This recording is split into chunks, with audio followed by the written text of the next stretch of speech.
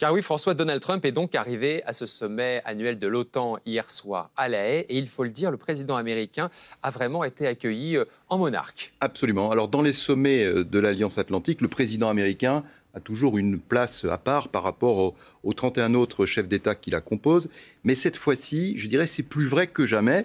Ce sommet de l'OTAN a été conçu pour Donald Trump, autour de Donald Trump, pour plaire à Donald Trump et surtout pour que Donald Trump reste jusqu'à la fin du sommet. C'était l'objectif numéro un. Ce n'était pas le cas la semaine dernière. Exactement. Et comme sa capacité d'attention à Donald Trump est assez réduite, le sommet a dû être raccourci. Et il y a des détails, figurez-vous, qui ne trompent pas. Par exemple, pour la première fois depuis le début de la guerre d'Ukraine, Volodymyr Zelensky, qui est invité à ce sommet, a troqué sa tenue militaire de campagne, vous savez, le fameux polo kaki, contre une veste noire. Alors, certes, ce n'est pas une veste de costume. Il n'y a pas encore la cravate. Et il n'y a pas non plus de cravate, mais enfin, ça reste quand même une veste. Et vous vous souvenez que Donald Trump l'avait sèchement moqué quand il s'était rendu à la Maison-Blanche, justement parce qu'il n'avait pas mis de costume. Alors, les deux présidents doivent se rencontrer aujourd'hui, en début d'après-midi, en tête-à-tête, et Volodymyr Zelensky espère négocier l'achat d'armements américains, en particulier des systèmes de défense aérienne. Autre détail qui n'en est pas un, alors que tous les chefs d'État de l'OTAN dorment à l'hôtel, eh bien, Donald Trump, lui, il a passé la nuit au Palais Royal,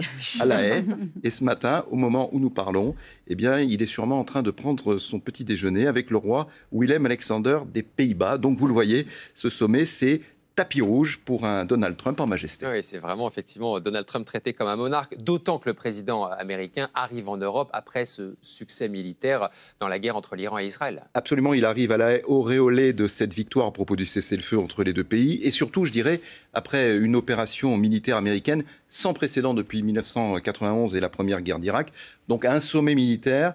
Arriver avec cette opération militaire, forcément, ça peut impressionner les autres participants. Et pour que ce cessez-le-feu soit respecté, il a fait preuve d'autorité en passant un inhabituel savon, on peut le dire comme ça, à son allié Benyamin Netanyahou et en renvoyant Israël et l'Iran dos à dos, en déclarant, Israël, je le cite, Israël et l'Iran ne savent pas ce qu'ils foutent. Voilà.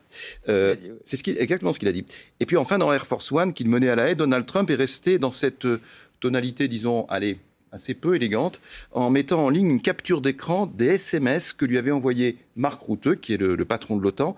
Alors ces SMS, les voici. Vous vous envolez, donc il parle à Donald Trump, vous vous envolez vers un nouveau grand succès et vous allez réaliser quelque chose qu'aucun, en majuscule, comme fait Donald Trump, qu'aucun président américain n'était parvenu à faire durant des décennies. L'Europe va payer un prix énorme, de nouveau en majuscule, pour financer sa défense comme elle le devait, et ce sera votre victoire. Bon, on voit qui est le vrai patron à l'OTAN. Alors parce que, plus sérieusement, ce qui va être décidé tout à l'heure, c'est qu'en effet, les membres de l'OTAN vont passer leurs dépenses de défense à 5% de leur produit intérieur brut, de leur richesse d'ici 2035. Et c'est exactement ce que demandait Donald Trump. Donc un nouveau succès pour Donald Trump. Est-ce qu'on peut dire, comme Emmanuel Macron l'avait dit en 2019, que l'OTAN est en état de mort cérébrale? Alors, plus maintenant, je crois. En tout cas, au contraire, je pense que l'Alliance n'a jamais été aussi forte qu'aujourd'hui, en 2025. Et ça, grâce à qui? Grâce à Vladimir Poutine, parce que l'Alliance n'a jamais eu autant de membres. Regardez cette carte.